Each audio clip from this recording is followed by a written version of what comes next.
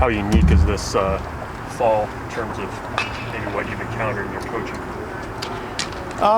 Unique in the sense of, kind of obviously the way the season ended last year is not something you ever want to get used to. But we've had 2 or 3 years now where we've had to incorporate 20 plus new guys on the roster. So 1 year went really well. Another year, we were a lot younger last year. I think that's the biggest difference, and I think that's kind of the theme we wanted to get more experience, a little bit older in the off season. Just kind of early returns, just being around this group. A lot of guys a lot more comfortable in their own skin, just a little bit older. Got some JUCO transfers that have meshed really well, and so it'll be fun to kind of see the competition. With the way you had to put this roster together, I mean, a lot of guys didn't visit before they committed, enrolled. I mean, how's it kind of been getting to know this team so far? Yeah, and again, we had some of that too during the COVID year where we had the dead period where we met guys for the first time. So it was a little bit like that. But yeah, like I said, I mean, some of these guys we may have had a kind of a tie with, maybe previously at some other stops, some Texans, some guys that maybe we had a previous relationship with. And but yeah, just kind of getting to know some of the guys and hearing their stories and again, maybe meeting them for the first time at the first day that they showed up was maybe a little bit different, but again, we've done it before during that dead period time. Did you foresee taking this many guys at the beginning of the summer? Yeah, we did. I mean, we knew we needed to, we weren't going to sit around and just kind of hope it got better. We were going to make sure that we tried to identify the guys that we needed to bring back that were, going to be the type of player we're looking for, and then the guys coming in. We just need to ramp the competition level up and just make sure that there's no complacency where anybody feels like they've got a position safely in hand, that we need to make sure that we're ready to compete for it every day. What sort of qualities were you looking for this summer, when evaluating batters and Yeah, I mean, again, the experience piece was a big part of it.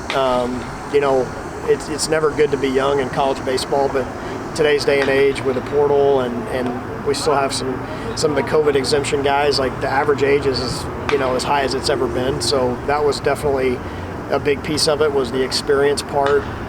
See heavy on the junior college transfer. My entire staff has spent time in junior college.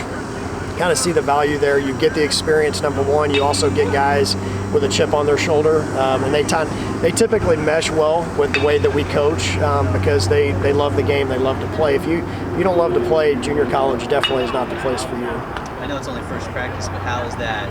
Those experienced guys that have transferred in, how have they already shown their impact so far? Yeah, I just think they don't. There's just no. Dipping their toe in, I guess. You're just a lot more comfortable when you're older. You're just more comfortable in your own skin. You don't maybe take yourself as seriously as you did, when you were 18 or 19 years old. And again, just being able to kind of be themselves, I think that's the biggest part. If you can be yourself and as a student athlete, you have a chance to have your talent shine through. And so far, so good there. We just got started there. What about with some of those younger guys? How do you anticipate them meshing well with guys coming in from the JUCO level and the older guys? Yeah, the good thing is we had some of our freshmen. They went off and played in college summer leagues this summer. A couple of them, Dylan Carey did, and Hayden Lewis went off and played college summer ball, and had the rest of some of the young guys here for summer bridge. And we had the Kyle Perrys and the Jake Bunzes and the Shea Shannemans. Those guys were all here this summer, so they were able to get acclimated with those guys and really just getting that experience right away. It's not as big a class of freshmen. I think we had 18 freshmen last year. So it's a smaller group of freshmen, and they've done a really nice job of just diving in head first. Obviously, it's the first day, right? But what is your overarching goal or hope that you can accomplish this fall? I just want to see the show up every day and compete mentality that we need to see, and I think you will get that organically with this group because of the numbers that we have, and also just the guys can look around and they can see, like, man, I better bring it today or else somebody else is going to be ready to kind of push me for my job. So that's really, it's the urgency. I want to feel the urgency. I want to see guys show up with that urgency to be a championship caliber team, again, you're going to make plenty of mistakes. You're not going to be that on day one, but can you have that championship type urgency? That's what we want to see. You went after a lot of rotation pieces. Sorry, go ahead. You went after a lot of veteran rotation pieces over the summer. But how important was it to get Kyle and Shea back as well? Yeah, obviously you don't want to have KP back based on an injury, but he's been through it before. He's got a great attitude. Maybe you see a guy like him and Shea take on a different role this year. I know Shea's talked about, and we've talked to him about potentially being a bullpen piece for this team. Hopefully that means we're good enough at the front of games, and hopefully some of those transfers that we brought in, some of the younger guys in our program that have gotten better, can push for those weekend spots. So you can use a Shea, you can use a Perry. I don't know. I think those guys they like to wear their spikes every day. They kind of have that everyday mentality, and I think maybe that'll suit them a little bit better. Their frame of mind just to kind of be in that everyday mentality as a bullpen guy. But having those guys back, I never would have guessed it before the year last year. You can throw Everett in that group as well. Having those fifth-year guys back, it is.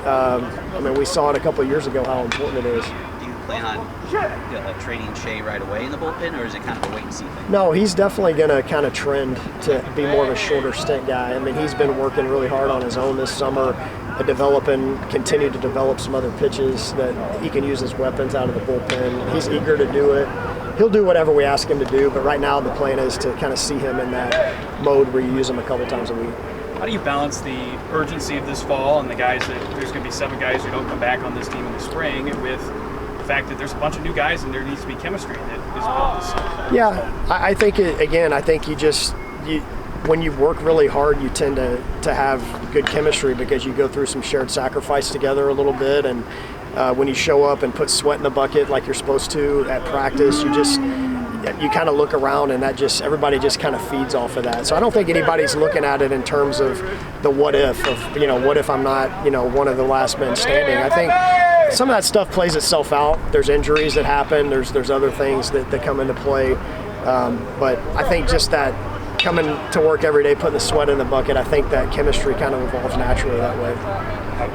Guys that are limited or out that you know now, or we'll have KP. Obviously, Perry will be out for the fall. Buns won't be ready.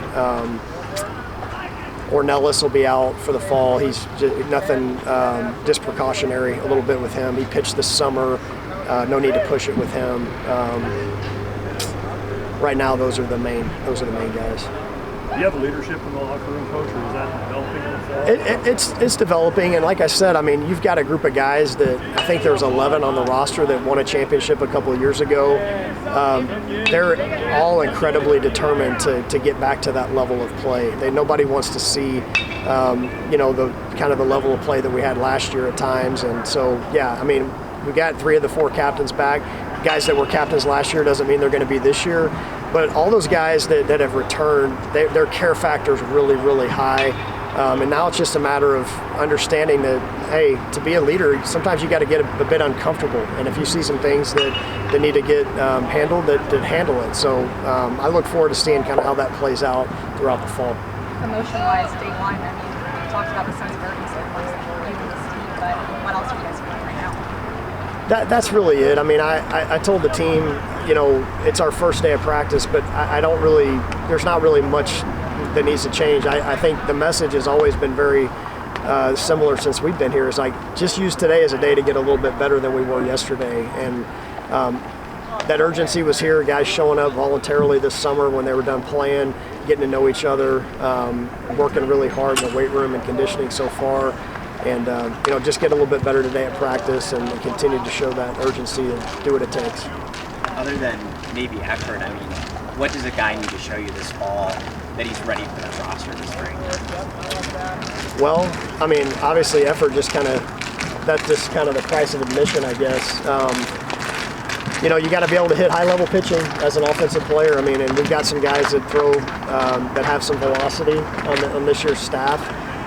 So handling the best velocity is obviously a big deal, and being versatile. I think just if you can play multiple positions, that helps out. You kind of look at it like a big league club too. If you got a guy that can play 3 or 4 different defensive positions, he makes himself, pretty indispensable. So guys that can consistently barrel the ball up, and if you can play premium defense in a couple different spots, that helps. What was kind of the experience within the portal this summer like for you guys? It seemed like it was, at least around college baseball, kind of ramped up even more than maybe what it had been in the past. Yeah, like 4,000 names, I believe, in the portal. So I unfortunately haven't heard the statistics on, how many are still out there. You don't really get that feel looking at the portal today, but yeah, I mean, it was like reading the ticker on the bottom of SportsCenter. I mean, it's just like guys' names were popping up. We're looking at their video. As soon as that happens, we're getting on the phone, we're making calls. Hey, do you know this guy? It was a whole nother beast, in and of itself. And we knew we needed to go to the portal to get some more experience. And I think that's just the way it goes now. I just think that you've got guys that have proven it in Division I, and it's just a lot easier to bet on that than it is, hoping a young guy is going to figure it out at times. So I think you got to have a balance of both. I definitely don't want to make a habit of, bringing in 15 portal guys a year. I don't think that's a right number, but I think you need to plug in some holes with some of those guys that have done it at a high level. Thanks, Coach. You bet. Thank you, guys.